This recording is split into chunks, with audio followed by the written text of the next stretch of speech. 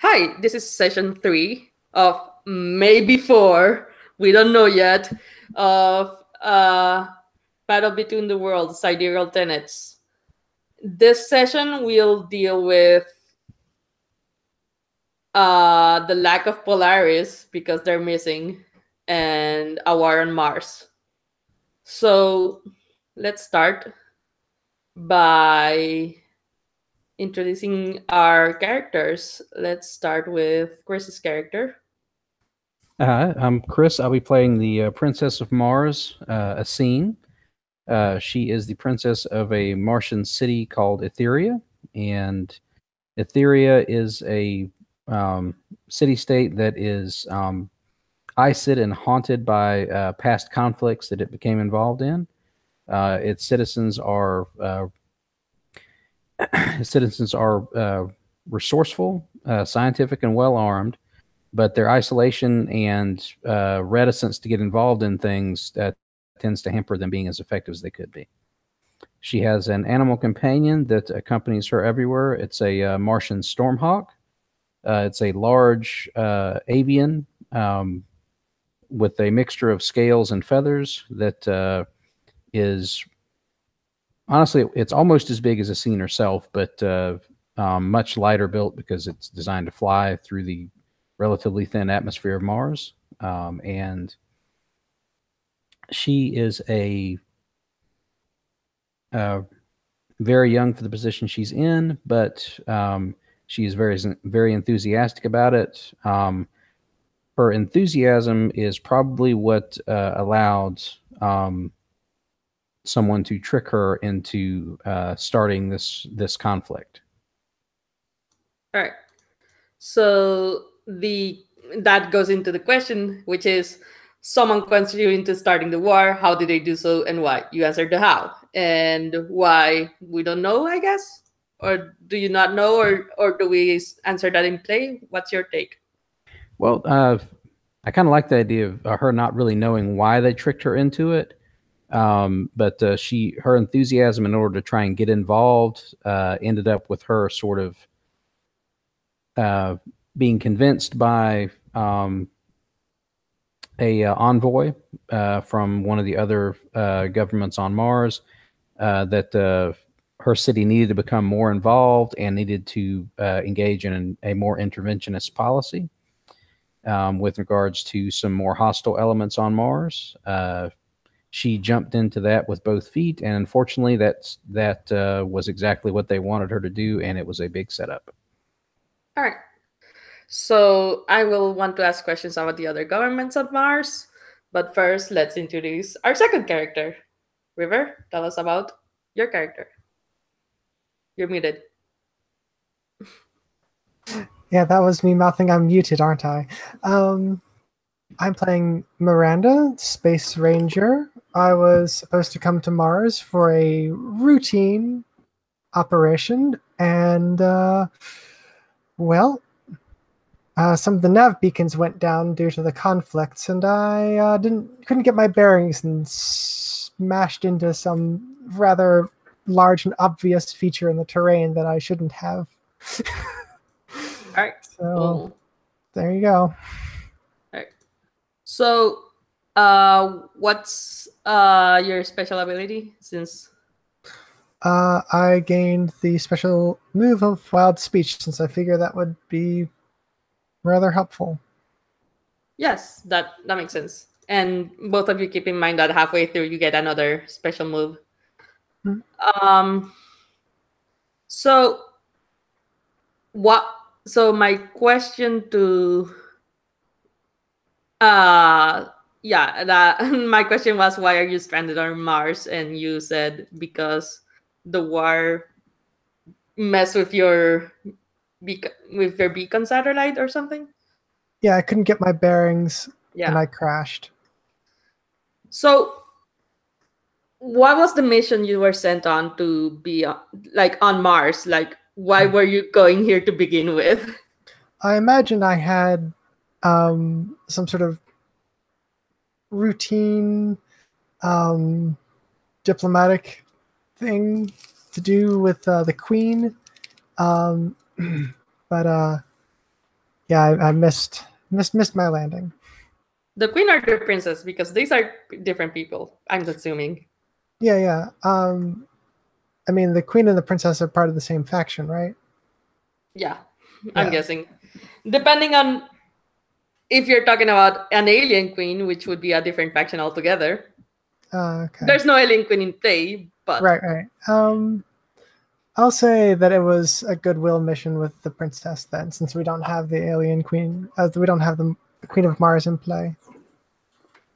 Well, alien queen is the playbook, but okay.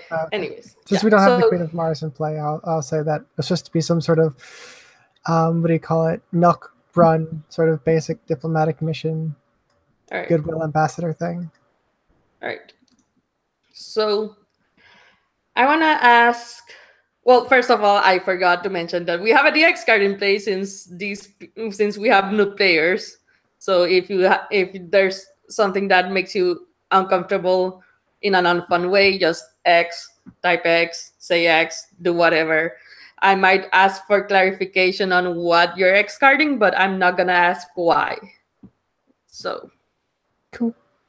All right. So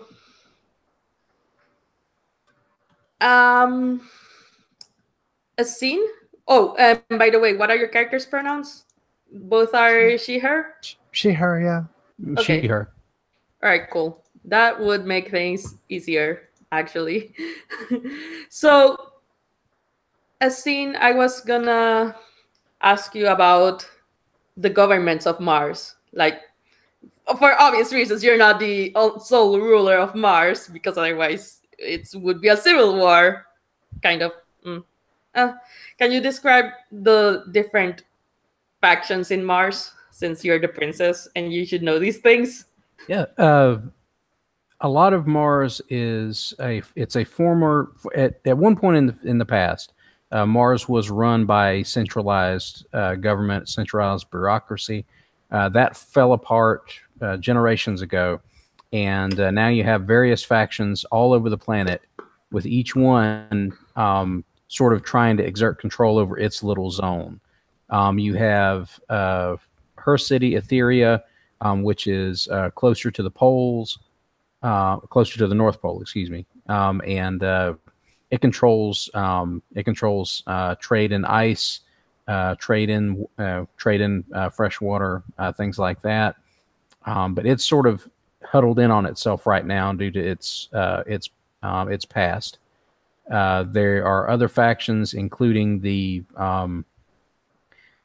Red Martians, who are a group of miners who basically form their own collective after the overarching government sort of broke apart.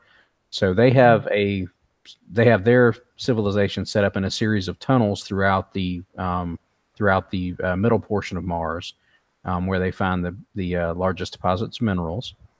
You have a faction of the Etherian population that departed the city, that was part of a colonial expansion at some point in the past. They are now at the South Pole, but they no longer consider themselves Etherians at all, and have formed their own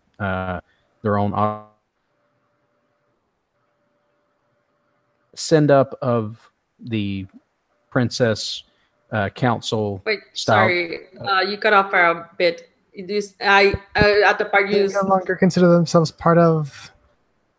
Okay, the faction of the Etherians that broke away and moved to the South Pole no longer consider themselves part of the Etherian population. In fact, they've set up their own autocratic system of government that is sort of a reflection of the princess/council system that Etheria itself runs on. And they are hostile to Etheria at this point. It's not like open hostilities where they attack each other, but there are definitely, and it's always that sort of Cold War sort of friction, like you got between the United States and the Soviet Union back in the day. It's that sort of friction. All right. And there are several other smaller pockets of various other entities, some aliens, some native to Mars, that scatter around the planet. So, who are you waging war on? I think that right now the Cold War between Etheria and the South Polar City of let's say it's called Meridian, the South Polar City that had broken away. They're actually at war with them now because the intervention that she was tricked into making was actually on behalf of one of the pockets of the Red Martian Miner collective. And she thought she was defending the miners from an aggressive action by the Meridians. However, it turned out that the mining collective was actually in the wrong in that scenario. They were actually moving into a portion that had been previously controlled by the Meridian state, and the Meridians took this as an act of hostility not only by the collective but also by Etheria, since Etheria was now moving with the collective. And the princess jumped into that without really understanding everything that was in play, without understanding where the original demarcations of control lay. And so that's how she got tricked into screwing everything up.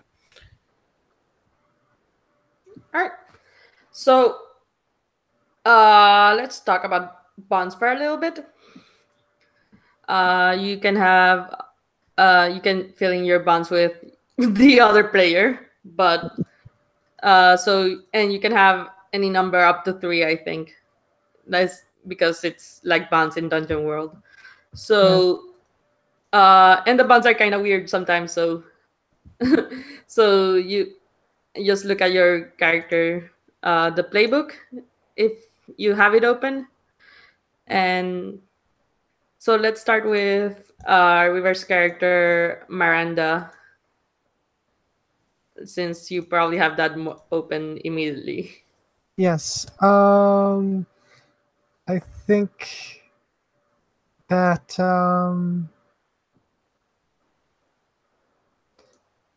so is your character like super young? No, not like holy crap, it's a teenager running a city kind of thing. It's more like she's in her mid-20s, much earlier than you would expect someone to actually be in a political position like she has. But she's old enough to know better. All right. I want to say that the two of us work to conserve an endangered species.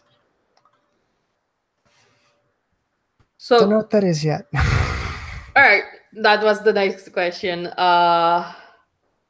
And we can leave that up to play, but write down that bond if you're okay with it. As a scene?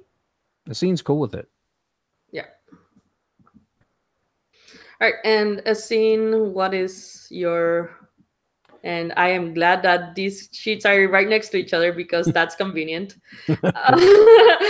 So what's your first, if not only bond with Miranda? Let's see. I'm going to say that Miranda at one point had saved Assine's brother,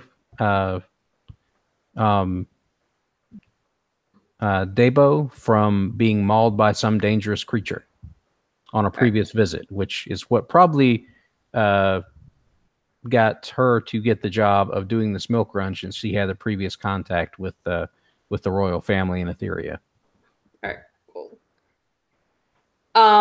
So please write down the names because I don't know how to spell them. Gotcha. So, on roll 20, if that's okay. Sure. Do you want to fill out another bond? Well, either of you. I think since we only have one other character, I mean, I'm comfortable with just having one bond right now. That kind of lets us concentrate on it. All right, cool. I mean, and the other ones are kind of weird for the Space Ranger. I understand that. It would be cool if, I don't know who does my little brother have a crush on would actually work. Yeah. Like, aside from giving me a +1 to ADR interfere, I don't see how that would actually be relevant. Yeah, that makes sense. So let's stick with one for each. So I want to spend some more time asking questions because. All right. So, Asin, tell me more about Dabo. I think was the name, right? Yes, and I've let me save that on here. Okay, that's under her bio and info now. And Dabo, I can't even see your bio or info or anything like oh, Dabo. I've seen. Okay. You click on a scene and you should be able to see bio and info, Yep, I which see is it now. okay. Uh, and also the name of the city state that you're warring with. Can you put that somewhere as sure. well? Sorry about that. Because those are important names that I need to know. Gotcha. Sorry. Yep. All right. But yeah, tell me more about Dabo. Dabo is her older brother, and at the point I think where Miranda had actually rescued him from the dangerous creature, he was out doing surveys for the city of Etheria, for surveying basically flora and fauna that might be useful or dangerous for the city. And he got a little too close to a nest of a large Martian carnivore, and the carnivores became aggressive and attacked him. And Miranda was able to swoop in and basically snatch him out of harm's way. So here's my question: how does inheritance work in Etheria? Because if he's your older brother, how come he doesn't have the throne? It had because in Etheria the hereditary position is actually the princess, which eventually becomes queen when she reaches a certain age and is ratified by the council. So it's basically the opposite of what we have in Earth, or what we used to have in Earth, where it goes to the male instead of the male firstborn. It's the female firstborn. Am I understanding right? Okay, yes. Cool. All right, that is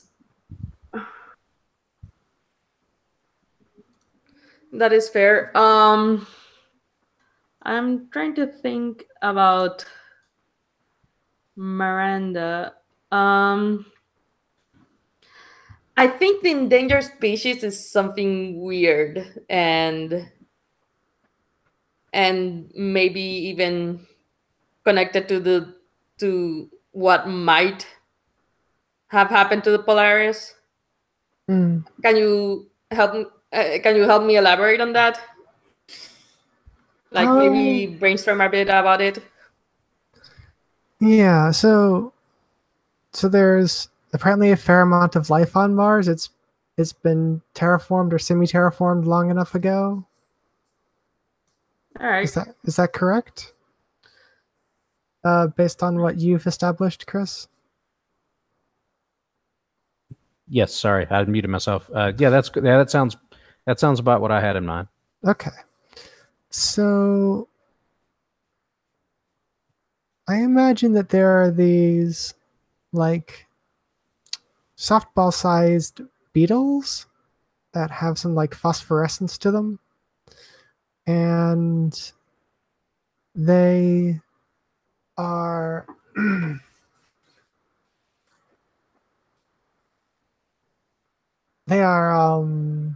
sort of evolved with the like some of the old algae pools, which were used to terraform Mars back in the day. And now that those algae pools are considered less useful, since there's a lot more breathable atmosphere, their habitat is getting destroyed. All right, that makes sense. So if I get this, let me reiterate it to see if I got this right. It's beetles that evolved from this algae, or beetles that evolved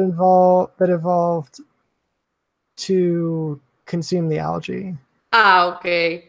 So, and then the algae is the thing that terraformed the atmosphere. Yep, I'll call it the Martian glow beetle. All right.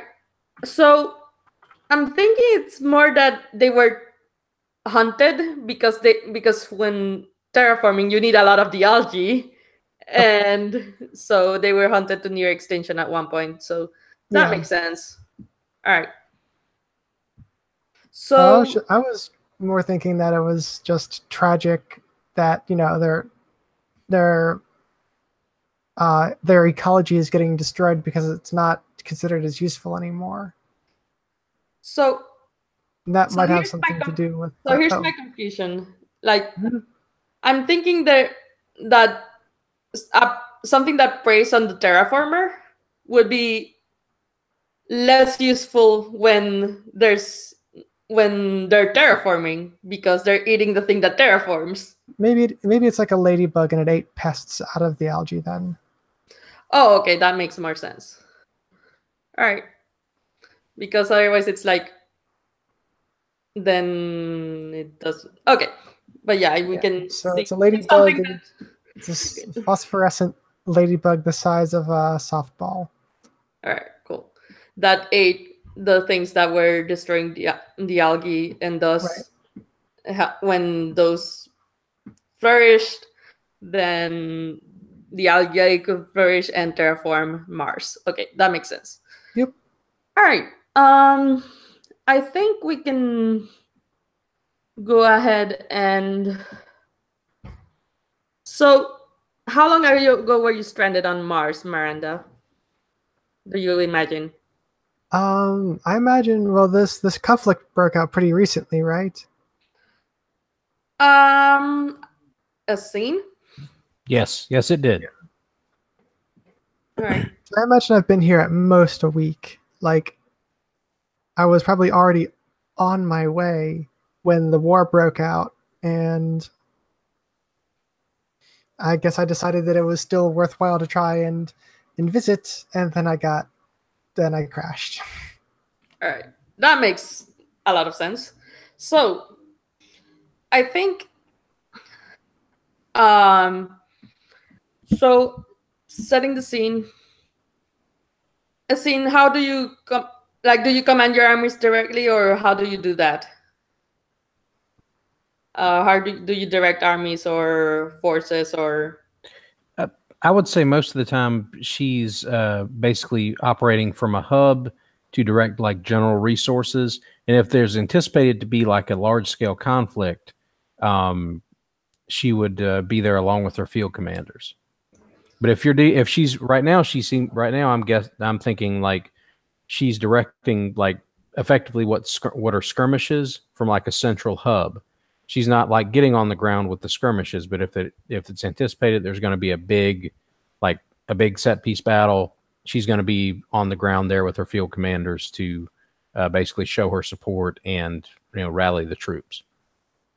So, what do your forces look like? Like, what does the army look like?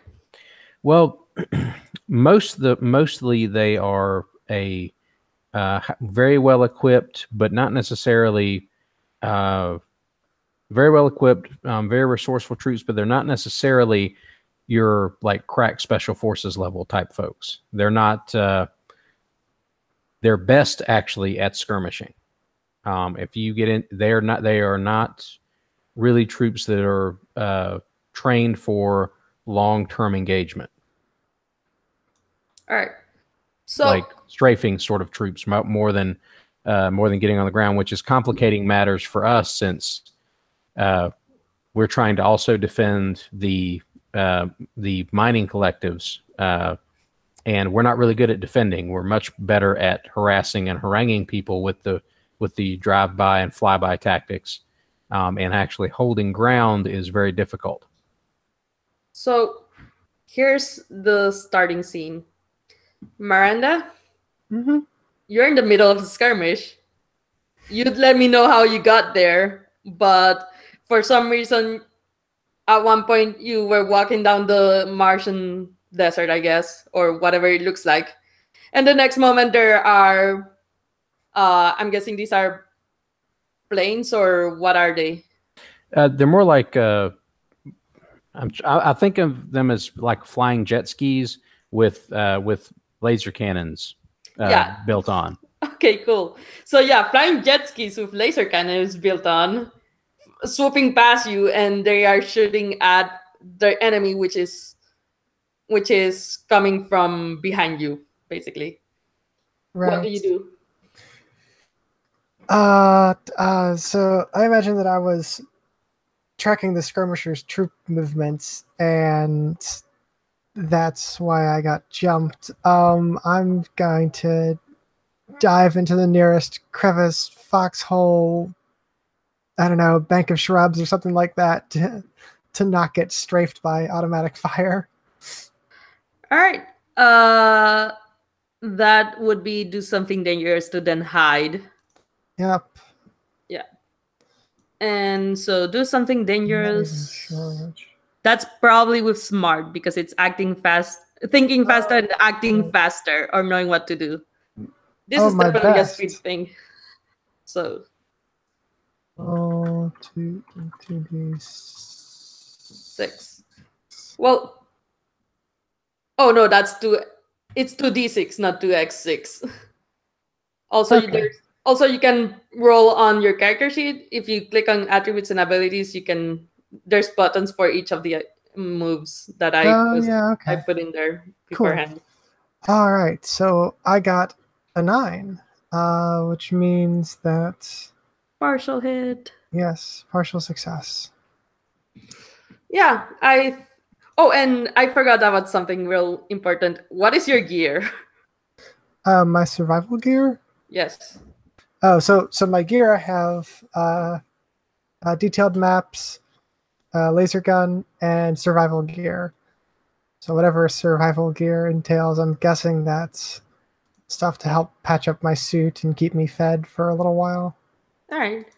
So here's the complication. All right. Yes, I mean, you managed to get out of the way and hide. Hmm?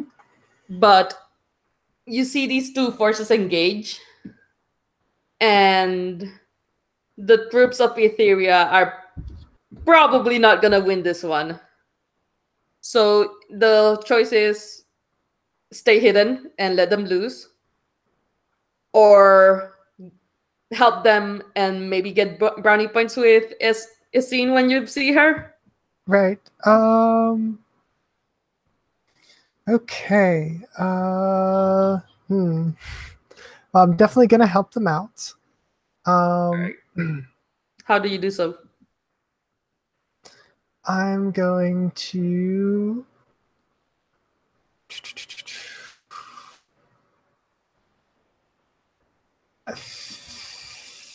figure I'm going to try to pick off some of the pilots to these jet skis. Well, the jet skis are the Etherean. The jet skis are the Etherean forces. Yeah. Where's the Meridian forces? The Meridian forces. If you have anything to say about them, Essene, you can let me know. But I'm imagining like bulkier and bigger because as a contrast to the. Yeah, I think that works well. They would be in similarly technologically advanced craft, like they have similar weapons, but their craft are slower and more heavily armored. Yeah, so it's basically tanks versus skirmishers. Right. Tanks versus mechanized infantry. Awesome. Yes. So what's your plan again? Well, if they're looking at all these machines that are zipping around and everything like that, then I guess I'm going to try to hunt one of these. I'm gonna try to like spring a trap, I guess. All right. To see, but yeah, I'm gonna try to find one that's gonna be moving one of the baddies is gonna be moving my direction and spring a trap for it. All right. I think that is again do something dangerous with smart. Unless, yeah, there's no charm or social trait or engaging in violence. It could be tough. Yeah, because I intend to. Yeah. Yeah, I intend to mess some stuff up. All right. Do something dangerous. And that could be with stuff. Toof. Let me see here. I get a 6. Yay! All right. So let's cut from that and go back to camp with a scene. So here's what's going on. You get a report in the middle of the skirmish, or like you send this squad out, and they're losing, and they say, Your Majesty, there's this civilian. We think in the way we're trying to protect her, but we can't. And she seems to be armed and helping out, but it's too much. Or there's too, like, the Meridian forces are too strong. What should we do? Try to pull back and see if you can get the civilian to come with you. I'll send in another squad to run interference. All right, roger that. So, Miranda, they're retreating, and so you have, and then they're Who's they? The Ethereans? Sorry, the Ethereans are retreating. Oh, okay. Shit. Then I need to bug out as well. All right. So, well, you have a couple of options. You can bug out or hide. No, I need to try to fall back to the Ethereans' position, because otherwise I stand a good chance of getting stranded here. Good point. So that's another do something dangerous. All right. What do you think this is with? Well, probably smart still. Yeah. I got an 8. Okay. All right, cool. So you keep moving, and describe what you're doing as you're falling back. All right, I'm gonna try to stick to cover, and I'm guessing my laser pistol isn't worth a damn against these heavily armored units. Mm-hmm. But they don't know that. Since I rolled with smart, I'm gonna fire at them, but sort of intentionally miss, so that they don't know how ineffective my weapon is against their armor. All right. And just only really stopping long enough to make some pot shots and pot shots, but otherwise keep moving away. So your main goal is to get away, so you get that. Yes. What you don't get is making pot shots correctly. Oh. So they do hit their armor and bounce off. So they keep going chase. Fortunately enough, there's another force coming, and they're about to engage as the force that's retreating continues retreating. So I suppose you are following the one that's retreating. Yep. If any of them get close enough for me to wave them down so I can board if there's a second seat that's open on the craft, that would be awesome. But yeah, I think once they get far enough away, they let you board. All right. So as seen, you see the crafts return, and the person they said was a civilian is actually Miranda. So Scene looks kind of surprised to see Miranda out here. I look equally surprised to see you out here. I take a quick knee. Princess? She motions you up quickly. Come to my tent. We have much to discuss. Yes. I'm sure we do. So, war is new. Yes, that it's complicated. It's sort of a mess, and it's a mess I made. And I'm still not exactly clear on how I made it or why it blew up so quickly. I suspect there was some trap already laid for this, but I gave help to the mining collective, thinking that they were in need of assistance, and the Meridians took that as an act of war and started to roll forward on both our positions and the mining collectives. I see. It looks like you're rather outgunned. Yeah, we can distract them. We can kind of divert them. We can hold them at bay, but our ability to hold ground is not up to par with theirs. We can harass the devil out of them. We can screw up their supply lines. We can do lots of things, but we can't actually really go toe to toe with them consistently on the ground. So how do we get this to stop then? I mean, since this really isn't working. No, if we could get everybody back to the table, perhaps there might be some diplomatic path to ironing this out between the collective and the Meridians over the disputed territory, which was the start of this conflict. But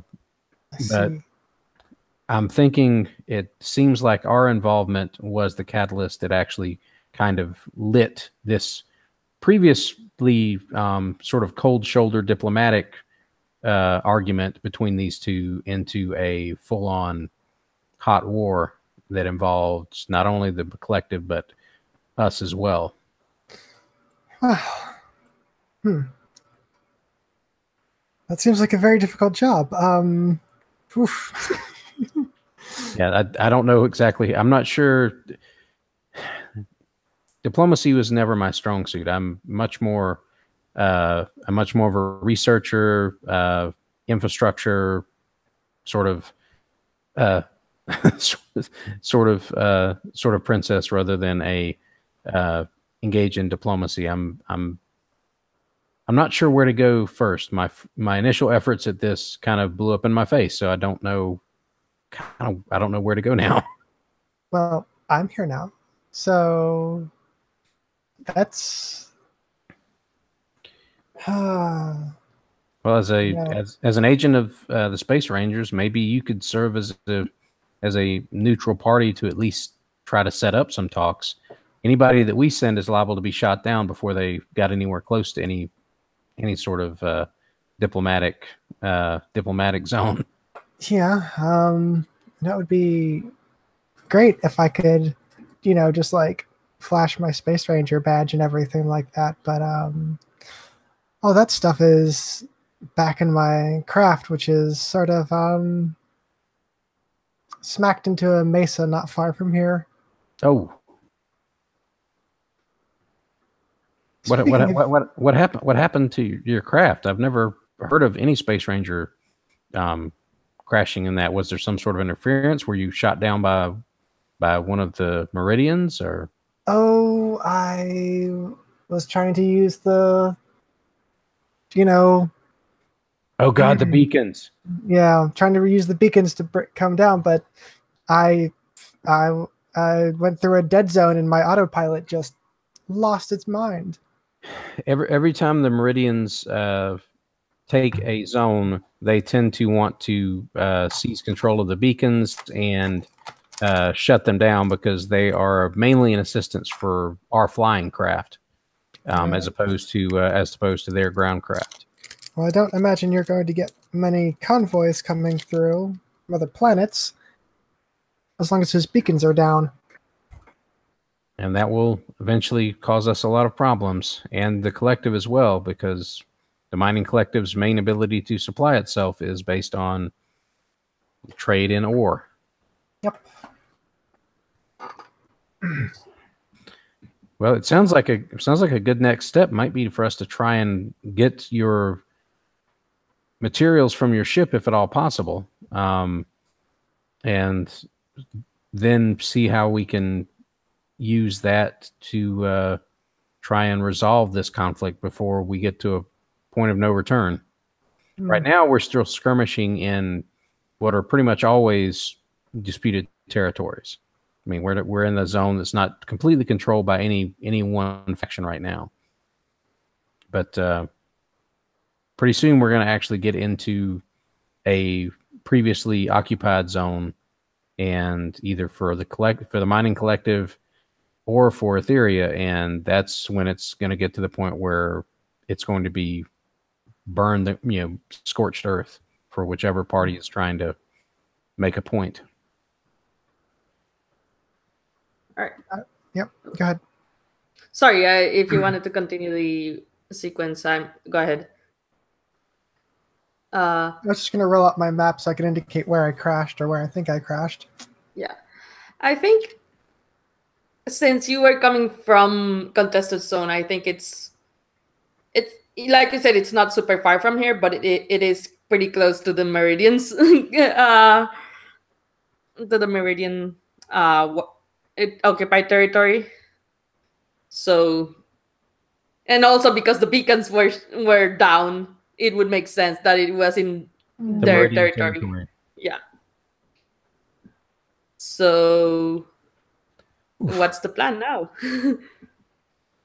If it's that close to their territories, they may have already salvaged it.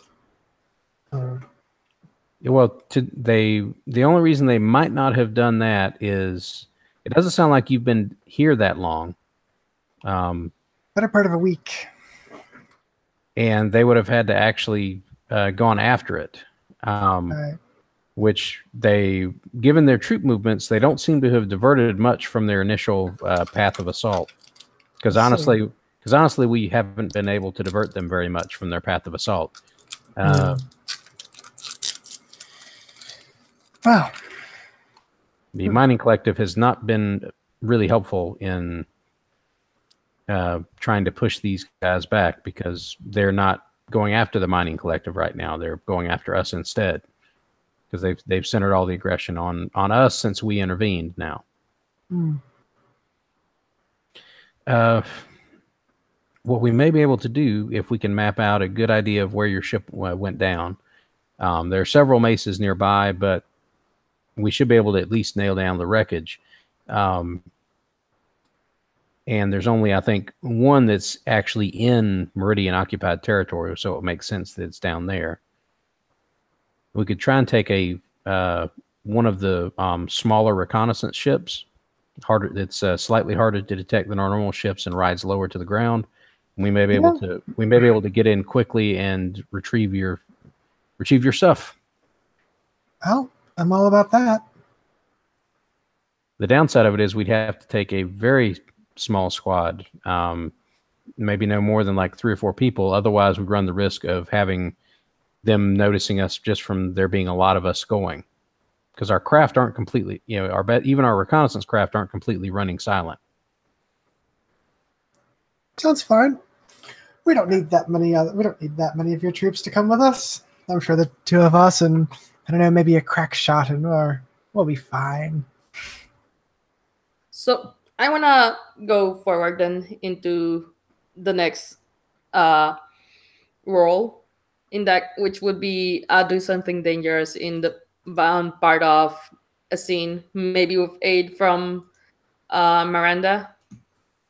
Okay. All right. I'm guessing the do something dangerous would be trying to figure out a good path to where her ship went down. Yeah. Okay, so maybe smarts? Yeah, I think that makes sense. Okay. All right.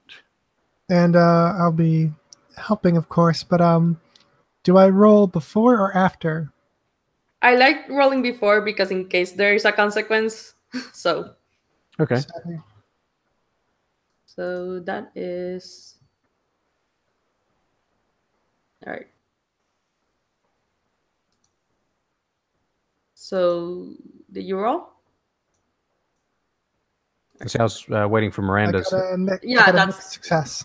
All right, that's what I was waiting on as well. Okay. So that's a +1 still. Okay. So that is a 6. Not good. Ouch. Oh, by the way, did you add a +1 to your one of your stats? Yes, you did. Yeah. Okay, just making sure. Yeah. All right. Unfortunately, that's still. That's still a 6. All right. So that means that I think you get there. And by the time you get there, the Mirandas are there investigating the ship. Right. And do they notice us first? I think not, just for the sake of being nice. Okay. Because I feel nice today, so I'm gonna say no. They don't notice you, but they are there and they are investigating the wreckage. Right. I guess we see some some indication of movement while we're still a bit of ways out, and I curse under my breath. This is not good. Were your materials like in like some sort of hidden compartment or anything? No, just in the standard compartments. I mean, it's it's a pretty standard vehicle, you know. We try to do things above board, but I could go over and say hi. I'm a neutral party here, ostensibly. We can try that. We'll have to hang back. And what do you want the signal to be if you're in trouble and you want us to rain down some cover fire for you to make a dash for it? I'll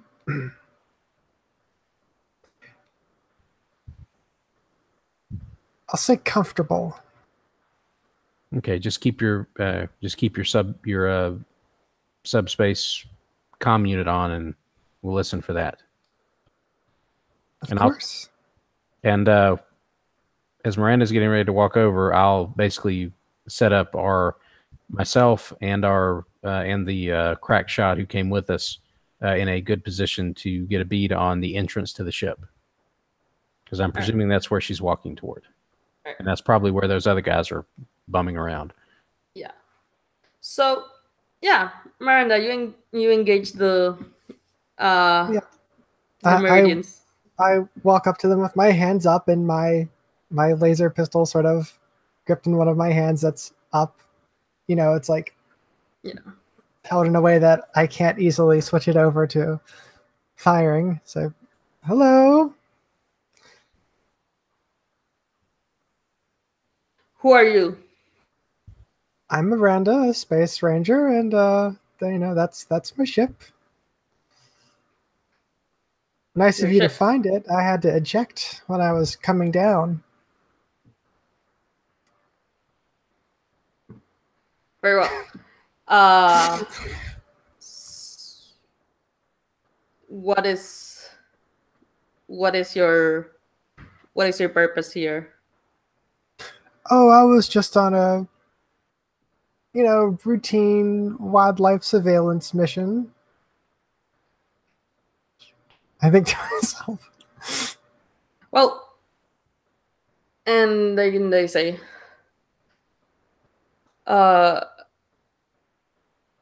you do know that we are in the middle of war right now, yes? I gathered something was up when the beacon, when the beacons I flew over were out, but didn't have much time to think about that when my ship came spiraling out of the sky. You know, it's autopilots, right? I say. I think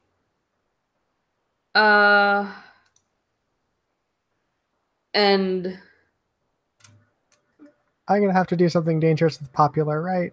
This is I'm looking at trying to convince, and you're not really offering anything in return. So yeah, I think that is doing something dangerous with Popular.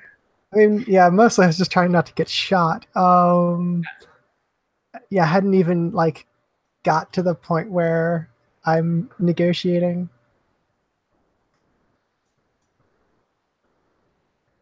Okay, I got an 8.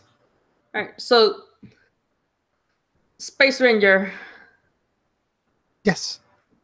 come with us, and we shall explain the situation further. Oh, all right. Do you mind if I get my badge from the ship? Go ahead. Thanks.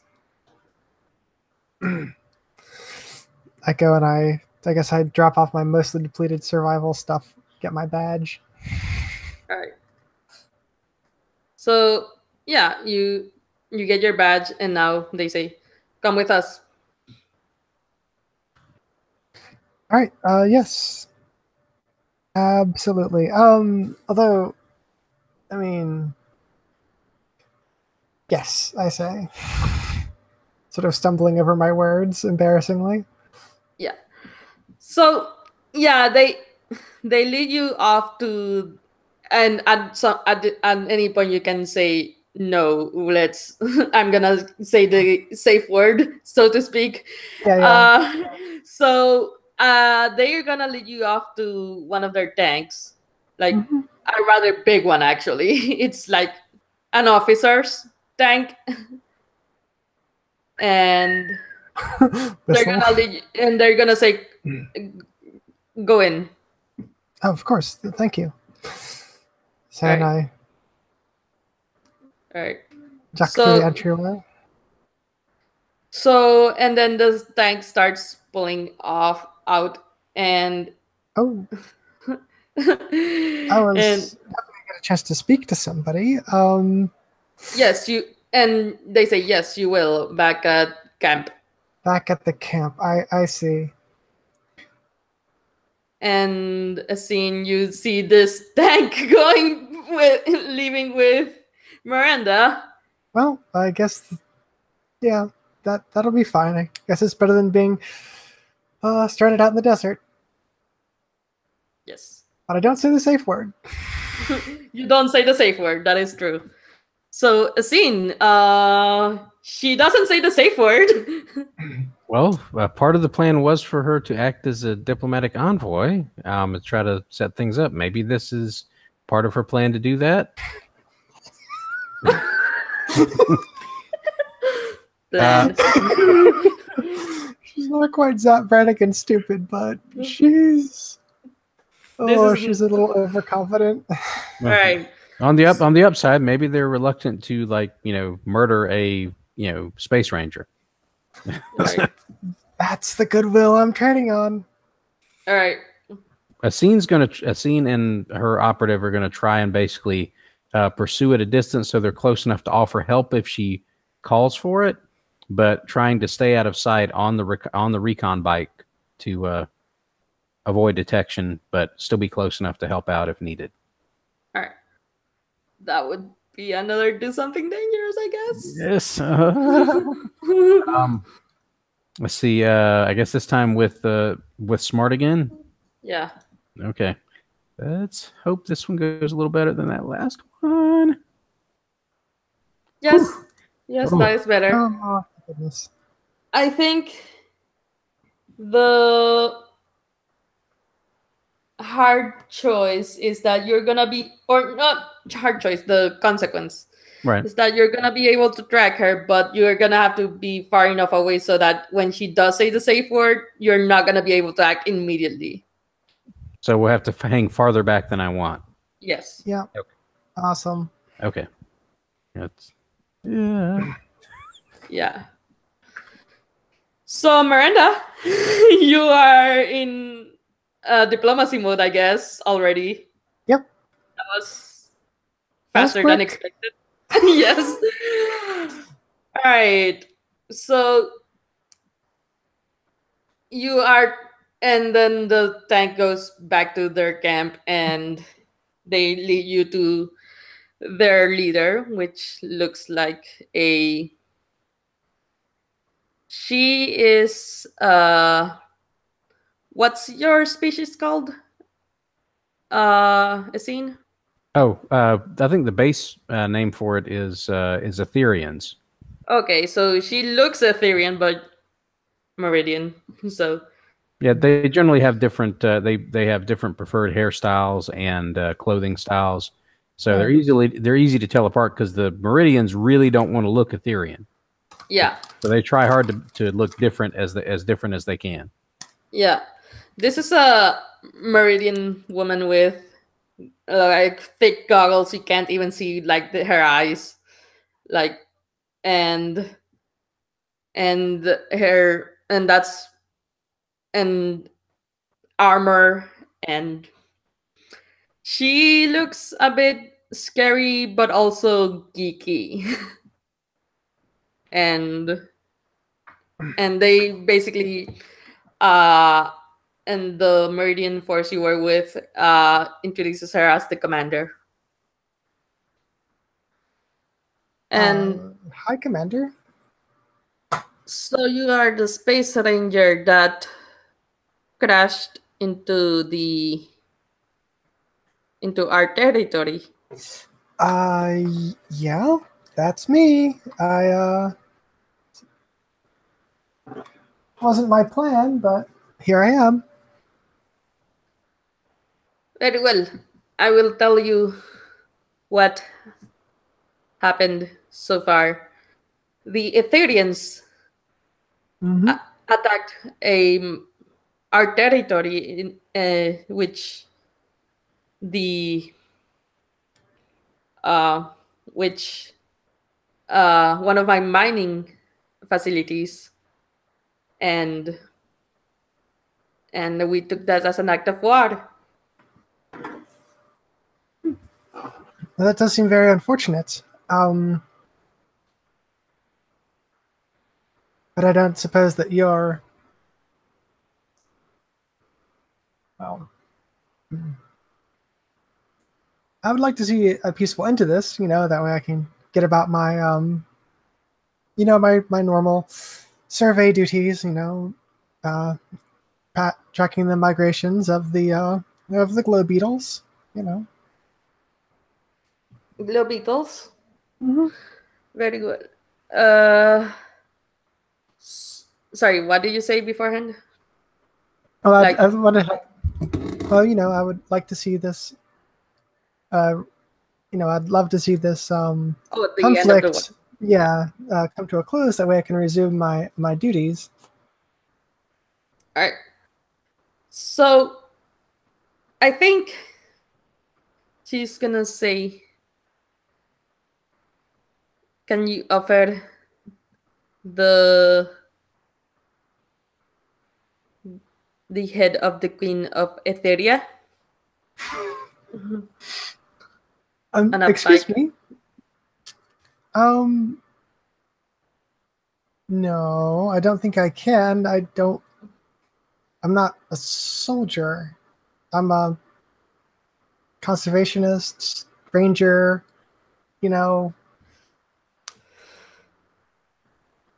Then, and you can assess the situation at any time. Just saying. Yeah. I think. Yeah. I would like to know what she really wants. Yeah.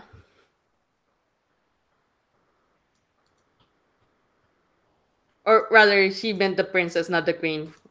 Slight retcon. Right. Because she's not old enough to be the queen, and there's no queen at presently, right? Mm-hmm. Right. Right. Roll plus smart, of course. Of freaking course. Yay. And Mid-range that's not success. terrible. Story of this game, a mid-range success. So assess. I tell you something useful or interesting, and you can and you get to ask a question about it because that's how it works. Yeah. So my my question is, what does this commander want? Like her herself, not her chain of command. I get to tell you something useful and interesting. From One or the other. or It's useful and interesting, actually. So it's both. Oh, nice. She, from her getup, you can tell that she was actually at the location of the mining facility, so she knows exactly what happened. I see. Cool. You know, I can tell you're a scientist, I say. And is she giving me that stone cold stare that you're giving me? Pretty much. I mean, I'm not doing it on purpose, but sweating bullets. well, actually, you can't really tell because she has big fucking goggles. Yeah, that's true, but I assume she's staring with disapproval. Staring with disapproval. I steal myself. So, were you there that day? Yes. I see. So your vendetta against the princess is personal, not political. Yes. Right. Well. Whew. I sort of lean back. I say, but this isn't your conflict, though, right? Yeah. Not yours, mine. Right. So, oof. Don't you think, though, that killing the princess, the next in line for the throne, might perpetuate the conflict?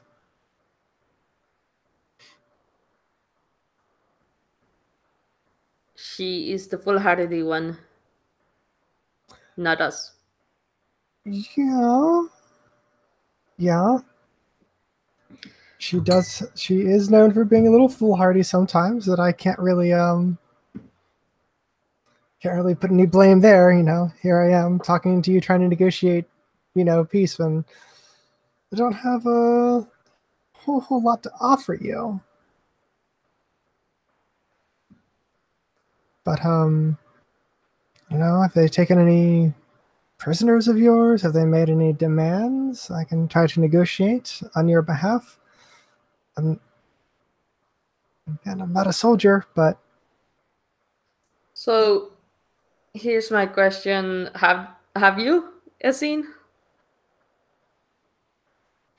I think from Essene's perspective, they've tried to make overtures, but for some reason those overtures haven't been responded to. She doesn't know why. She's made what had been previously open channels. She's made requests through those, but she has received no response. I would say what might be interesting is maybe some of those third-party channels were actually through the mining collective, and maybe somebody over there is short-circuiting those communications. So, she says there are no prisoners as far as I understand. I see. I can't get you the princess's head, but I could get you an audience with her. Convince an NPC. On the premise that you don't just, blow her away. Yeah. On the yeah. That is an 8. So, an 8.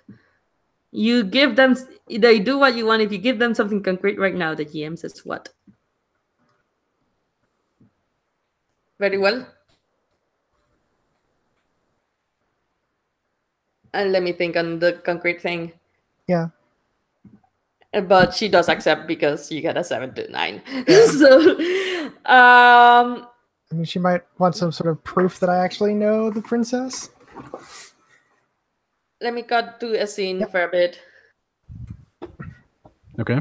Essene, can you describe the environment nearby? Okay.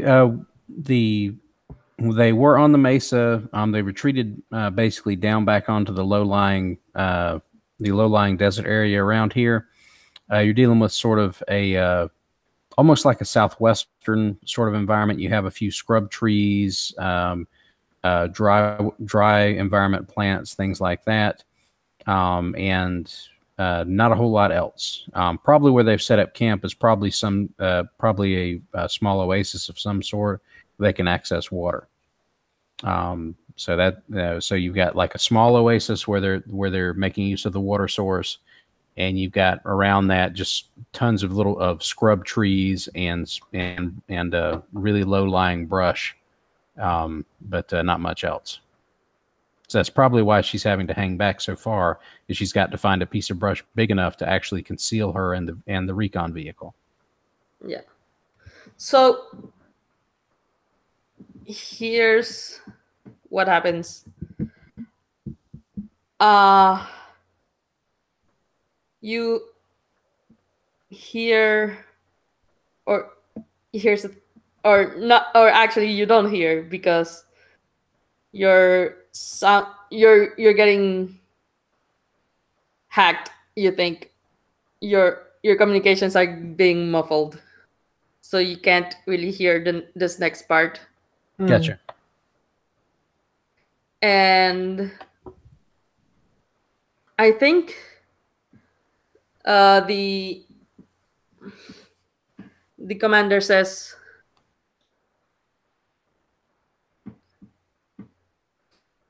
you must swear loyalty to our Lord. I mean, that kind of runs counter to my oath as a ranger. But if that's what it takes.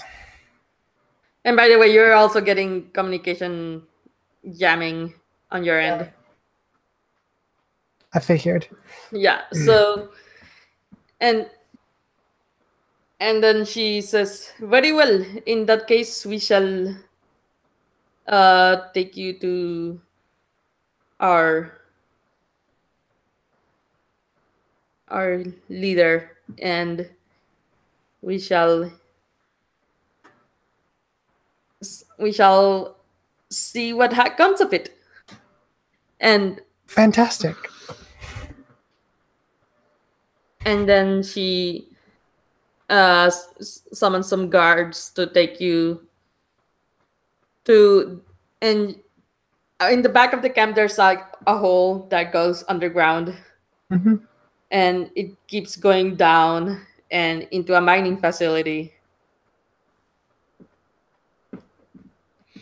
And inside this mining facility, you keep going through corridors and labyrinthine passageways, and until you go to this huge room, cavernous, and in the middle there is a writhing mass of something. You're not quite sure what. Oh my, I say when I see it. Let's take a break here. And I will let you take your special move number 2 after the break. All right. Cool. Let's see, how long of a break? 5 minutes. 5 minutes, okay. Thanks.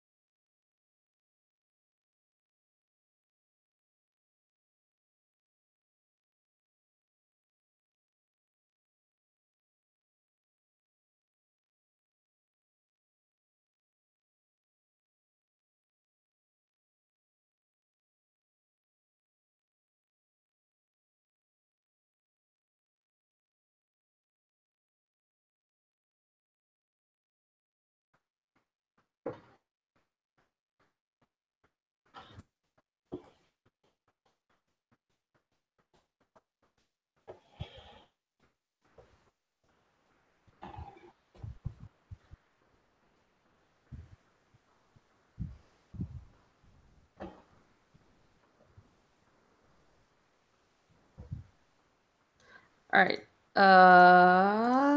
Yes, it is unmuted. Sorry, was checking some things. So, Essene, you've lost communications with Miranda. What do you do? Before the last thing I heard before the communication started to brown out was she was close to actually setting something up. Yes. It sounded like she was making diplomatic headway. So I'm hesitant to intervene right now, but I'm also nervous about staying too far back, because I don't know exactly where she is in the camp either.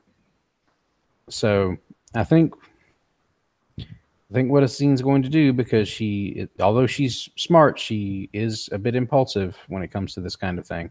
I think she's going to try and get closer to see if she can get a better view and maybe figure out where visually she can get a mark on the Space Ranger, Miranda. So the problem with the roll is that you won't even get the problem is that she's underground and you won't be able to get close enough, right? Regardless. There's no way she can actually see her, but I don't think Essene knows that. Essene doesn't know that this is a mining. Yeah, so, I agree. So I don't think it's a roll because there's no chance of getting unseen, if that makes sense. Right. Right. So maybe narratively we can just say that maybe Essene is circling the camp, trying to figure out where Miranda has gone, and trying to get a visual on her, but she can't, obviously. So she's basically just circling around and moving back and forth with no real, nothing really to show for it. All right. I might have to say do something dangerous anyways in that case in order to stay hidden. I think that's reasonable given kind of where Essene has been going. Yeah, and also I think it would be with Brave at this point because you're putting yourself at risk. Yep. For reasons. So. Whoa, that's the best roll I've gotten all night. That's the best roll on the table all night, so not just you. So, so basically you get it. I'll be nice and say added bonus. Sure. Let's go with you do have this sense of okay, so there's no way she could have snuck out around there's no way we wouldn't have spotted her if she left, so she must theoretically still be in her camp or in the camp. She's just somewhere where we can't see her. Maybe she's inside one of the big vehicles or something. Yeah, could be. What's her next step then? I think her next step will be to try and slowly move in closer and see if she can scout and see inside of any of the camp tents and see if maybe she's inside one of the tents that have been set up, or if one of the vehicles is opened up into a field command center. She'll see if she can see inside of that and see if there's anybody in there. So the one thing I was gonna ask before we started, and I forgot, is your second special move that you took. Oh, okay. Let's see. She's already got Animal Companion. I think it would be really interesting if I took what is the meaning of this? Good choice. As her next move. Good choice. And Miranda, what is your second special? I took Sanctuary, where when I secure a perimeter, around a negotiation, I know about any intent of malice. Cool. All right. and we're gonna stick with the scene because Miranda got a lot of screen time, like right before. So, Gotcha. So I think you don't have an assess, do you? Oh wait, no, you have consult your knowledge. Yeah, she's more of a nerd than a field person. All right, I think, and you have someone with you, correct? Yes. And your animal companion, of course. Yep. All right. So, so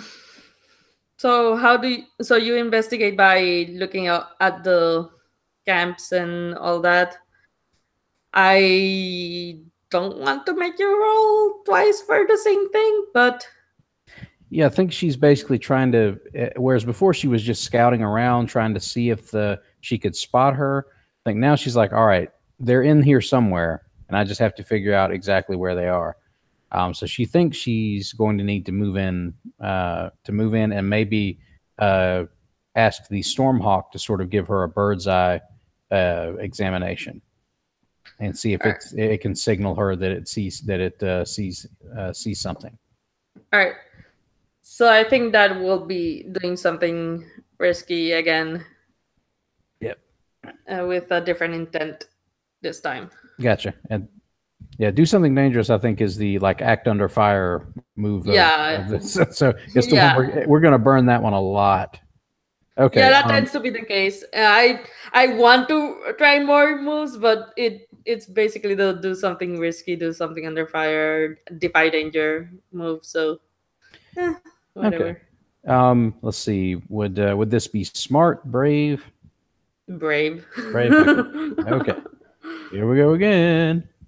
Hey. Okay, so you do find a general gist of where she might be. You get a sense that she didn't leave the camp, the main tent. She was in the main tent, and she's still in the main tent, technically. Okay, she's in that main tent somewhere. I just can't see inside that tent well enough to spot her in there. All right. And what I'd like to try and do is maybe, let's see if Asin can consult her knowledge about this area and see if she has seen on a map a previous indication of any tunnels or caverns or mining facilities in this area. All right, cool. That is a good question. Roll smart. Okay. Wait, did I just roll twice? Apparently. Dang it. Okay. Well, I guess the first one would count, so that would be a 6. So no. So 6 is basically just tell me something. Yeah, just tells you something you don't want to hear. Okay.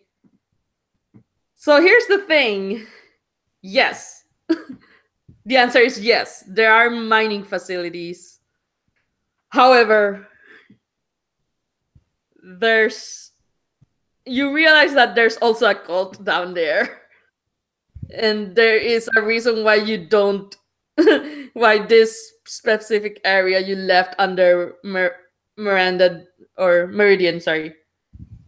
territory. Oh, and no. Decided not to touch it at all. So, let's cut back to Miranda. And because I confused the two with Meridian and Miranda, but oh well. Miranda, you are inside a cult area. That is what it looks like, yes. Yes. All right. And the commander takes off her goggles, and there are these tentacles coming out of her eye sockets, basically. And she's staring at you. River, you okay? No, that's my character's reaction. Just oh, okay. Yeah, they're extending and going towards you, and she says, Oh, yeah. you must accept. I respectfully decline. I say, like, shove past her. Do something dangerous then. I guess. Yeah, is that with smart in this case? Yes, I'm Why? assuming things. I am assuming yes, that is a thing. Oh God. So this is when it all goes to shit, I guess. Yep. All right. So. Oh my God. So there are guards, and you do know there are guards. Oh yeah. Yeah. And I think you're gonna have to engage the guards and the commander. And it's not going well. I'm gonna need you to suffer harm. Yep. All right. I only suffer a setback. All right. So I'm trying to shoulder my way past the guards and everything, and yeah, I think the setback is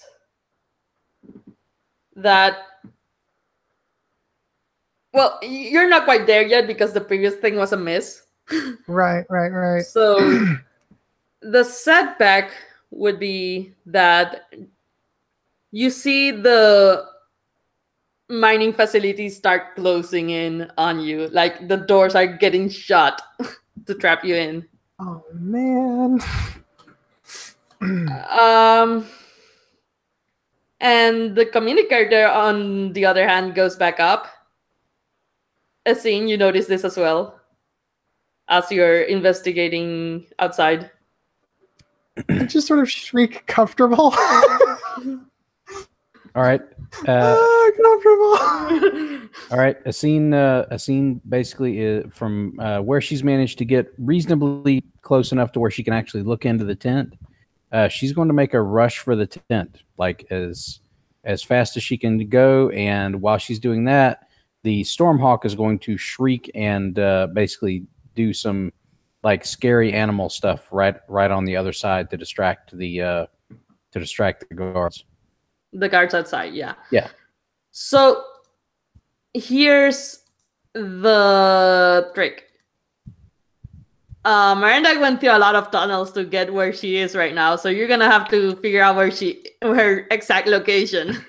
Yeah. Before the thing shuts down. So that is probably doing something dangerous with smart.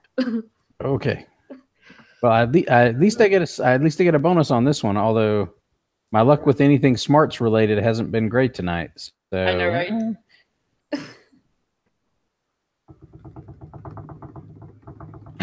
I hit. You find her, but you're all trapped in. Hey, there you are. I'm here. Boom. Slam. Yeah. Fantastic rescue, I say, and like pulling one of the guards' weapons aside and like kicking him down the pit. Oh, and by the way, there's tentacles and shit around here, so good luck. Have fun. You're late, Chef. So don't get to kick one of the guards down the pit, though. Sure, there is a pit that you can kick a guard down into. Yeah, Wilhelm scream. All right. So let's have a scene act. Okay. Since she just ran into this scene. Okay, she sees Miranda struggling with the guards. She's going to try and fire her laser pistol at one of the guards. All right. So, yeah, I think the guards, or since this is more like going combat between two forces, I think you can shoot a guard. The issue would be like with this scene, how it would resolve would depend on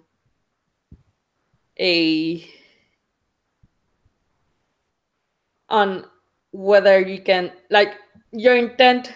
Basically, what is your final intent? My final intent is to free up Miranda from her struggle with the guards, so that we can figure out a way to get the heck out of here and away from all these tentacles. All right. So that would be with Brave. Okay. Well, those are the things I've been best at tonight. Even though you have a 0 at. Yes. And I get another 11. Amazing. All right. So yeah, you managed to clear the guards, and basically the only thing standing between you and freedom is the commander and possibly the giant writhing thing at the center of the room. Okay. Assine's going to look around for a switch of some sort to reopen these doors, because there's got to be a way to open them. Yep. Right. So, sorry. Yeah, so Asine is going to do that. What is Miranda doing? I'm going to use the weapon that I got off the guard I kicked down. That's something I can do, right? Yeah, that's fine.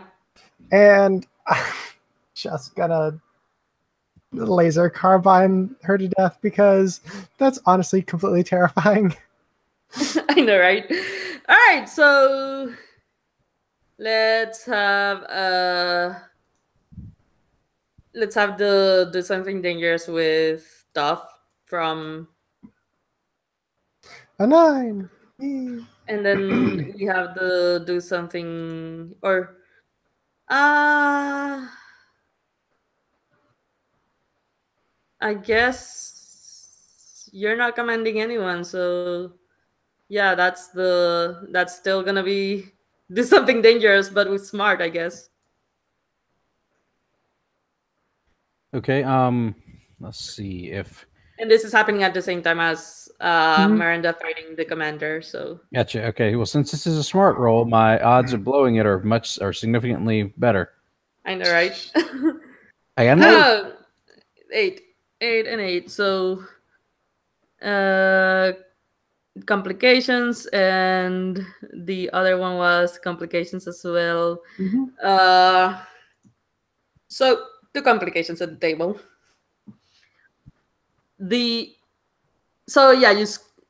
Miranda skewers the commander, and you do find the button. First complication. As soon as you hit the button, you realize that there are guards coming in. Second complication. The thing that's writing in the middle is now speaking to you. Of course. Like in our minds, or like in your minds, of course, because this is an eldritch thing. So obviously, yes, this is good. Okay, so you are Miranda and Princess Asine. Is that not Ranger Miranda and Princess Asine? And you're answering like mentally, right? Yeah. Oh, that was it. Mentally. That was the. It's probably more like, oh God, it knows our names. Oh God, it knows our names. I'm thinking, hi. In the meantime, guards are coming in, rushing in, and I'm guessing you're rushing out, or what are you doing? I mean, they're probably blocking our path, right? The guards, or they're just pouring in. Oh. All right.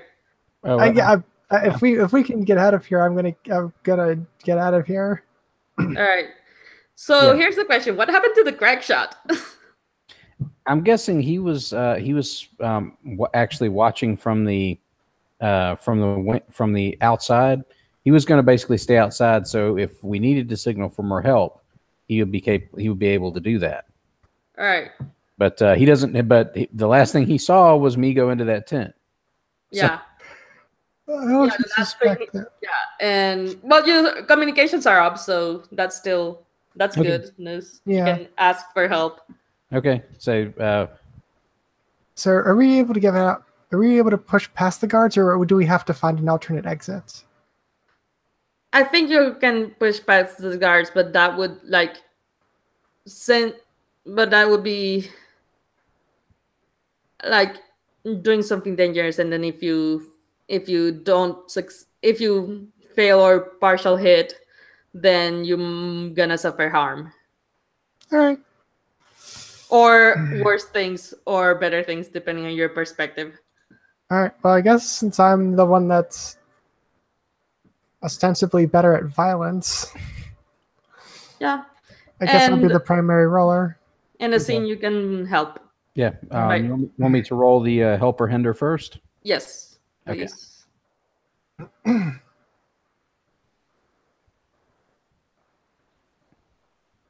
And that is with a +1, right? Yep. Oh, Holy hey, crap! that is a +1 to your roll, and that is a 8. Neat. So we All do still right. suffer harm. Well, I still suffer harm, I suspect. Well, both of you Does because not. they or no, only you, yeah, because a scene got Mhm. full success, so the help doesn't actually the consequence Yep. doesn't transfer server.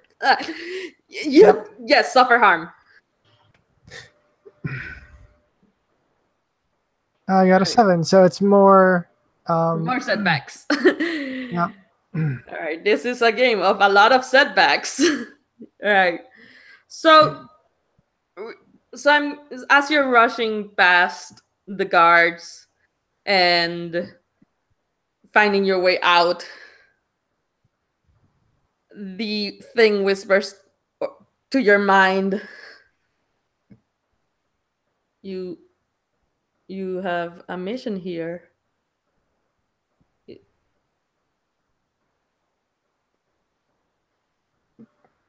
No, I don't. What mission? You must free my brother. Oh, who's your okay, who's your brother? Polaris Kokab. I mean, And yeah, he said Polaris Kokab is his brother. And that is the name of the Polaris, yes, Kokab. so does that mean does everybody know that Polaris is real? Yeah, Okay. it's just they've been missing.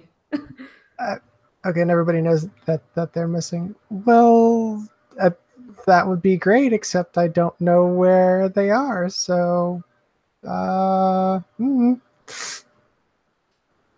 They are hidden away in the depths of Etheria. of Etheria? What?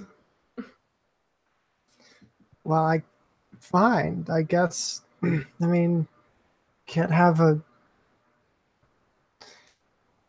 god of Mars all locked up, so sure. It's a god of the universe, by the way. Oh, god of the universe. not just Mars. Oh. Well, that hardly seems like an appropriate way to treat a god. So, sure. So, you can assess the situation if you want to figure out more. Yeah. Or whether he's lying or not, or whatever. Well, I guess all the guards haven't tried to kill us anymore? Yeah, they stopped trying to kill you. Okay. Yeah, in that case, I turn to the scene and I say, are you hearing any of that? And yeah, she is. Okay. Asine's knowledge. Does she know anything about this? Has she ever heard of them holding anything hostage below Etheria? Consult your knowledge. Ah, there we go. Let's see if she's heard anything about this. All right, an 8. So maybe a little. So something useful and interesting, but also something you don't want to hear. Awesome. Amazing. These are the best roles and the best consequences. I think she's already heard something she didn't want to hear, that there's a god imprisoned below Etheria. Well, that.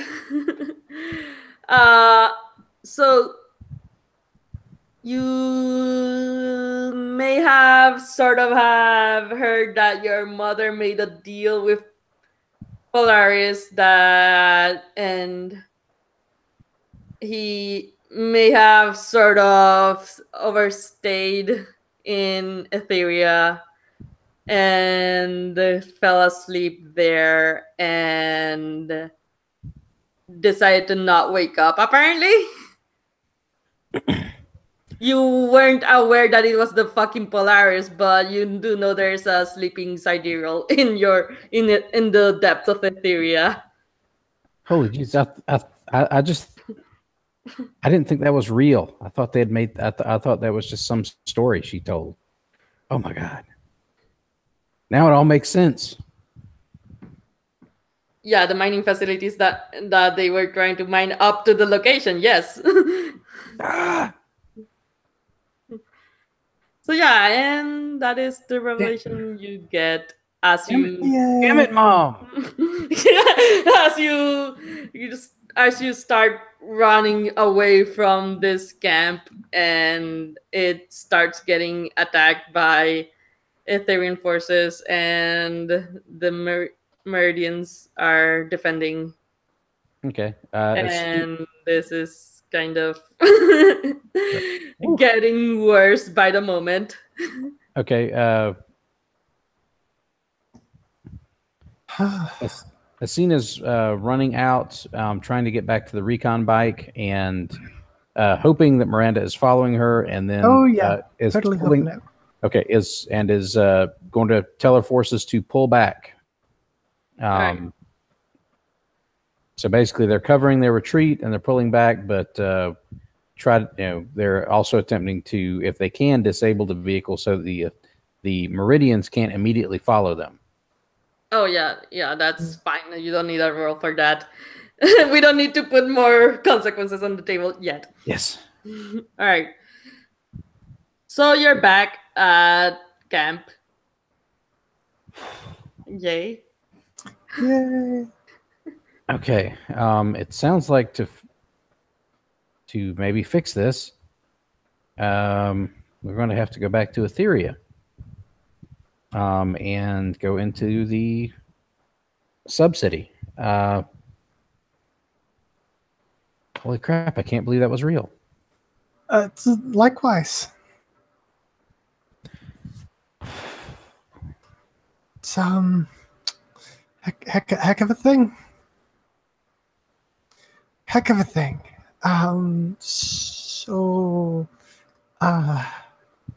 Also, what the hell was my mom doing with this? With the Sidereal, that sounds like folly of the highest order. I wasn't usually big on folly, but everybody screws up once in a while. Or like me, screw up a lot. Maybe since it's your mom's place and everything like that, we can get in without her thinking anything is amiss. Well, technically, yeah, it is her place now. Yeah. Mom's not a problem. Well, the tricky part is finding a way down there and to that place, because it's not like your mother is dead. Yes, she was the previous ruler. Oh, I imagine this was not like this the last time I was here. Correct? Yeah, correct. I'm assuming. Yeah, because basically the last time, like her elder brother, that was the episode with her elder brother. Okay. So her mom was still around, and the current princess, not princess at that point, was still doing field research and things like that. Gotcha. I just put a hand on one of your shoulders and say, "I'm sorry for your loss." Thank you. Yeah. But yeah, let's go. Yeah. Yeah. Okay, so she will try and get on the fastest speeders we have. I keep messing around with these. I'll just call them speeders. That'll be easiest. Hop on the fastest speeders we've got and get back to the city and see if we can figure out a way to awaken the Sidereal. All right. So, 1, you get to the city, no problem. 2, the issue is that Daibo has the keys to the Undercity, Okay. and you're not in good terms with him. Oh man. Can you explain why? Well, I think probably he's a little upset with me taking on more field commander roles than he thought I should. He generally thought I was reckless to get involved in this thing to start with, and he was right, obviously. So we've got those 2 points of frictions. Number one, he told her not to get involved to start with, and he was right. And number two, she has been out doing field command work when that is definitely not something she should be doing, given that Etheria is not able to hold ground like it should. So by putting herself in field work, she's putting herself out in the field. She's putting herself in way more danger than she should be. And so those are the 2 main points of friction right now. Number one, he was right. And she hasn't acknowledged that yet to him. And number 2, she's been putting herself in way more danger than she should as the current monarch. All right. So, time to fight Davo, I guess. Yep, and you do. And take it on the chin. Okay. I'm presuming we find him in the royal residence because he's still part of the family. Yeah. So. Sister, you are back. Yes, and Miranda's with me. I can see that. I can see that. To what do we owe this visit from Miranda? Oh, just a normal, diplomatic sort of thing, except I crashed. That, so, that is inconvenient. Yes. Like many things that have been happening recently. Yes. Okay, I'm gonna just spit this out, Davo. I know I screwed this up. I don't like admitting that I did that, but I did it. I got us involved in something we shouldn't have been involved in, and it ended up with this conflict. But I also just discovered that might be a way to resolve this conflict relatively quickly. Oh.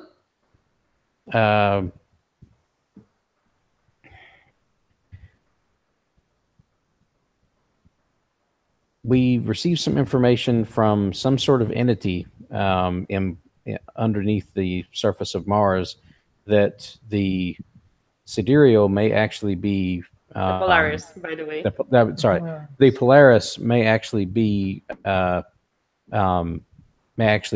slumbering beneath our city. And if we were able to awaken it, it could put an end to the conflict. Yeah. So, 1, entity. Are you going to trust every entity in Mars? Second point, why would you think that there's a Polaris, that the Polaris is sleeping underneath the city? That would be ridiculous. Why would Polaris Coca be doing that? Don't you remember this? Don't you remember what Mom told us about it? We were both kids. I mean, you were right there with me. I mean, I didn't necessarily want to believe it's real either, but it fits too well with what we heard. And what's that hurt us to check? for me not to take it seriously. And yeah, and Miranda's right. What does it hurt to check? If that's what's going on, I don't know why the Polaris would be there. I don't know why it wouldn't have just woken up already, but if it's down there, we need to check. And Mom basically told us that story about it being down there. So, what can you offer?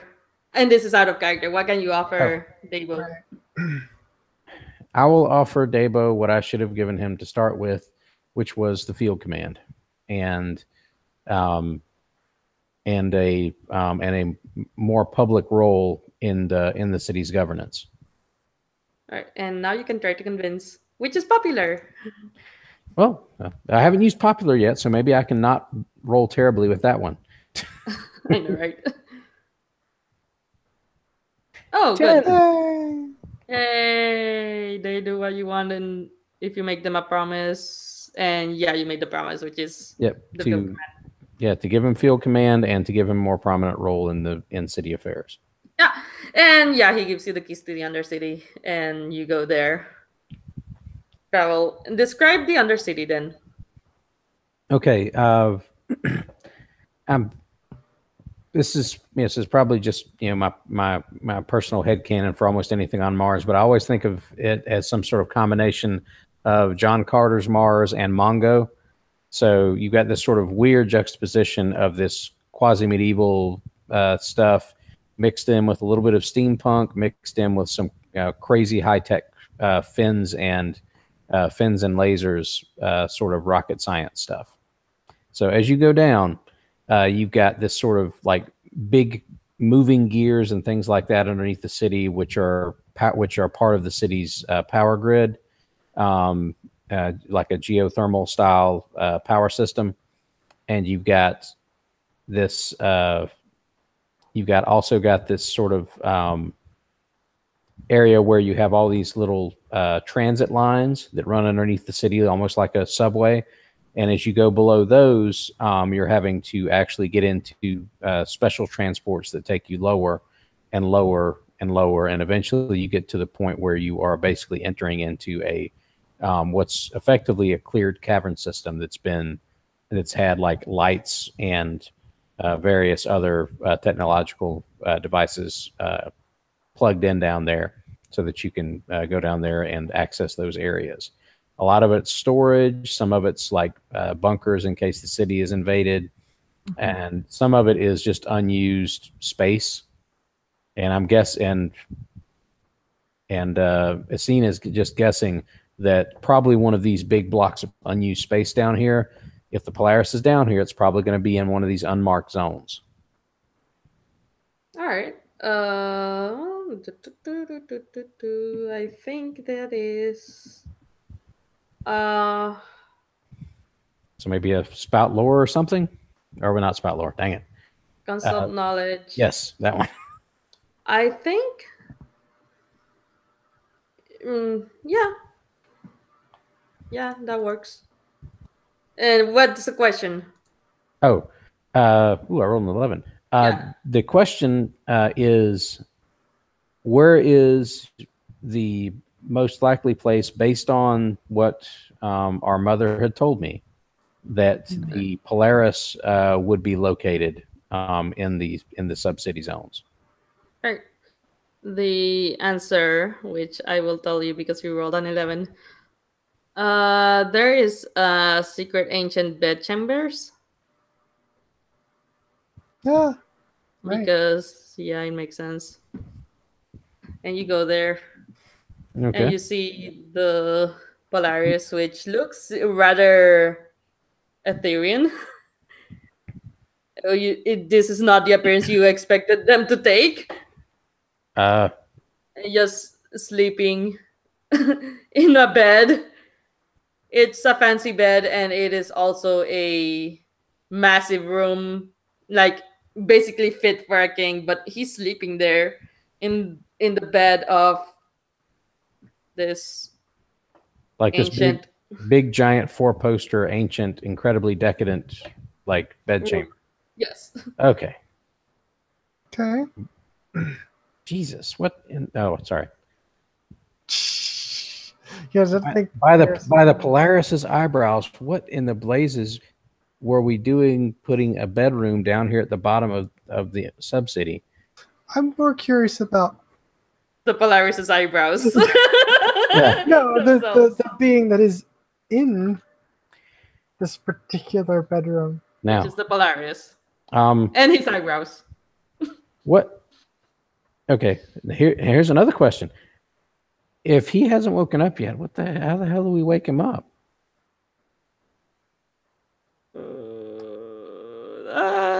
Consult knowledge?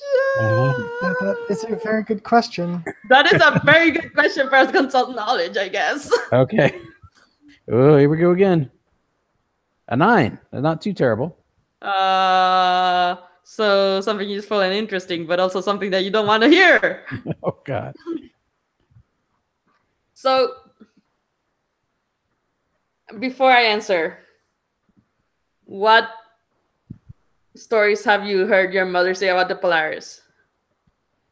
I think the story about the deal she made with the Polaris, I think she made it sound, some sort of weird romance thing. That's why me and Dabo didn't really believe it.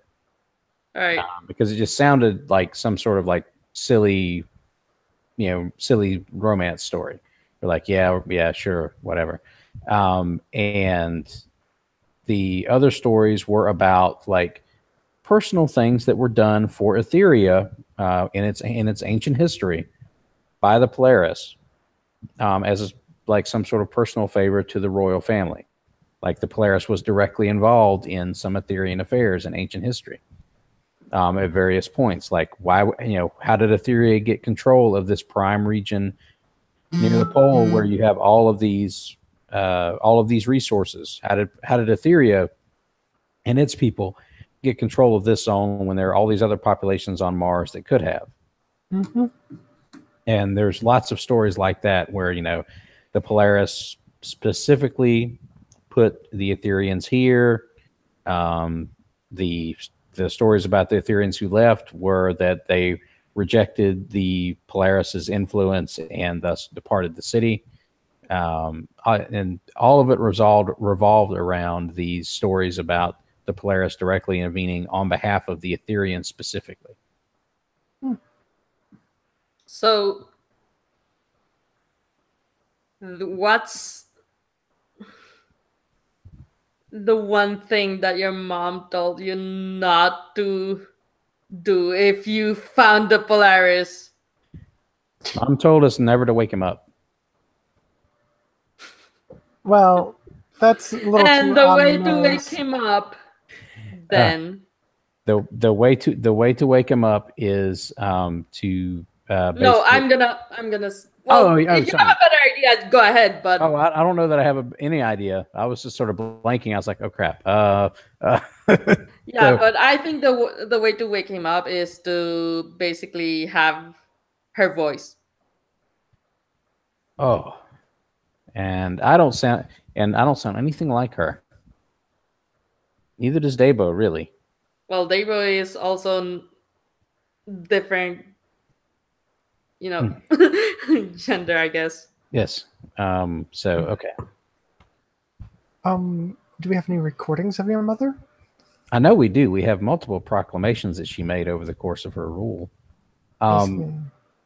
So, are we still able to get our communicators to work down here? Yeah. This is Etheria, so why not? Okay. I call Dabo. Dabo, could you message me Mom's last speech? All right.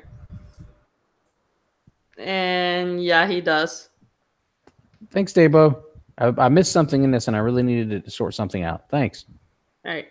And then she'll play it. So the speech starts out with her saying, "Fellow Etherians, we are gathered here to to mourn the departure of the Polaris and its 50th anniversary, so to speak. And you see him rousing. And yeah, she goes on about how we will not we will continue, like we will persevere without him. Mhm. Yeah, he wakes up. Okay. As soon as I can tell he's actually fully awake, I'll switch it off. And he looks at you and says, "So what? Where am I?" You're in the subcity of Etheria. I'm not sure why you're here, but you're here, and you're the Polaris, right? Oh, right. Why did you wake me up? There's a war. You're the Polaris. And your brother, who lives not far from here, asked us very nicely to wake you up. All right. Complete bullshit.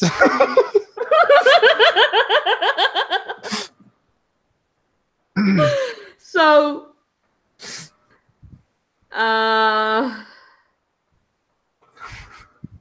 this is not.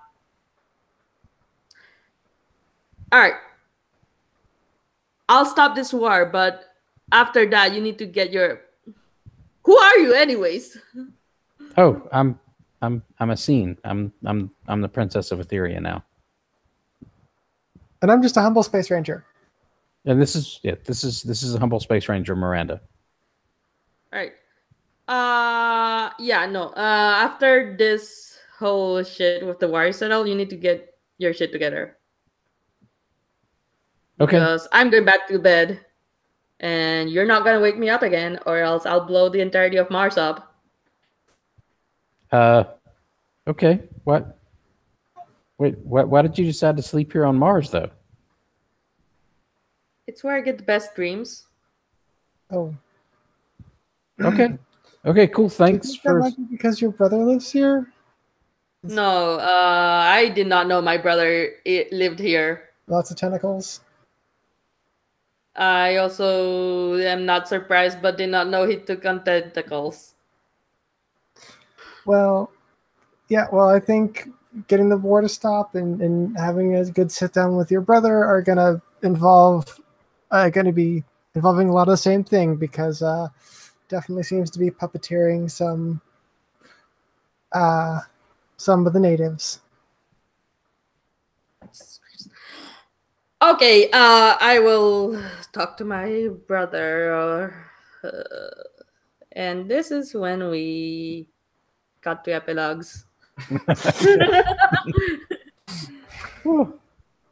Let's have Miranda first.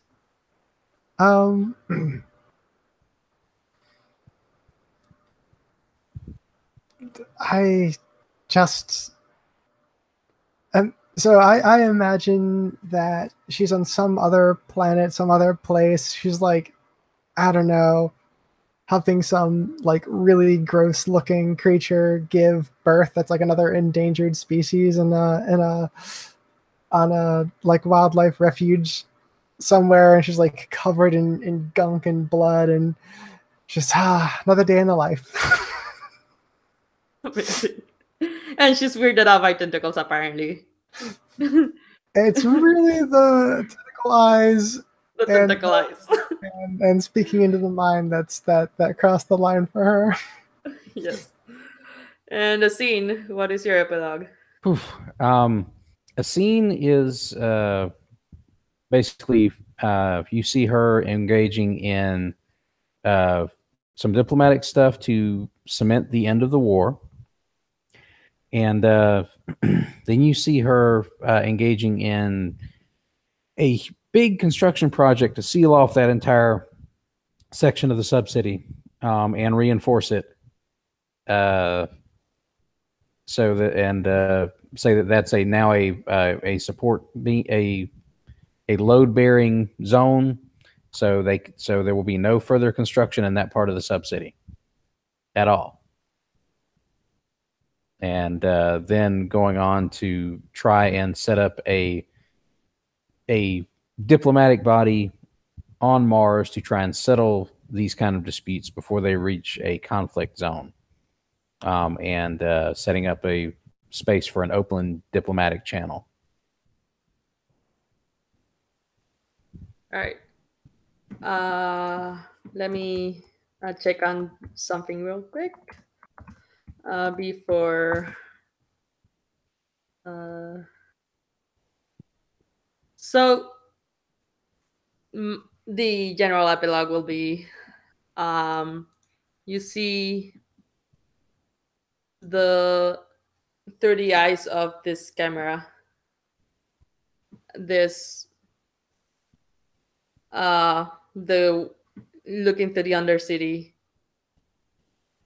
like as if, or not to the undercity, but like through the area that the undercity was sealed off on, and you hear or rather, if this was a movie, you would hear, what? There's, how did this get here? This is and the camera zooms out and it's the Mars rover. And yeah, the Mars exploration rover looking at the undercity. And that's Battle Between the Worlds, Sidereal Tenets, Session 3. Let's have Stars and Wishes. Stars, I would like to start both of you for participating and bringing in your, like, going on for the ride. I enjoyed specifically the beginning scene where you were talking about the war and stuff. My wish, not wish, because wish is supposed to be like looking at the future, but I would have liked if I had if there was more space to interact with one another character wise. Like it was, but also it's hard with only 2 players. So yeah. So yeah, River, Chris, either of you have stars or wishes? It's a good twist with the tentacle eyes. It was super gross. Yeah, that was the creepiest thing I've heard in a while. I was like, ah. All right. Wishes? Even though we're not quite sure if we're gonna have a next time, but any thoughts? No, I had a great time. I agree that we really cool if we had like a few more folks to sort of create that sort of banter that really makes a lot of these things, especially the Bond stuff, work so much better. But I think with what we had, I think it turned out to be, had that nice blend of excitement, character interaction, and we got to figure out some really weird stuff about Mars. All right. So yeah, thank you for playing. Thank you for participating. I'm gonna stop the broadcast now. Yay.